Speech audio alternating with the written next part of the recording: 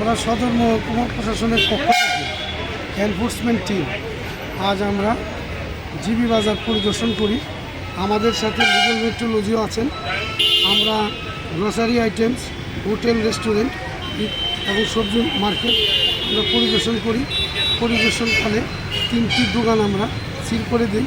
তাদের অভিযোগ তারা দ্রব্যমূল্য তালিকা, তাদের কোনো কাগজপত্র নেই, পার্সেজ মেমো নেই এবং জিনিসপত্রের দাম নির্ধারিত মূল্যের চেয়ে একটু বেশি নেই।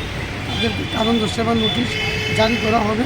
তাদের মহকুমা শাসকের নিকট রিপোর্ট করার জন্য তাদেরকে বলা হয়েছে। এই ধরনের অভিযান আমাদের প্রতিনিধি চলছে, সেটা আজকেও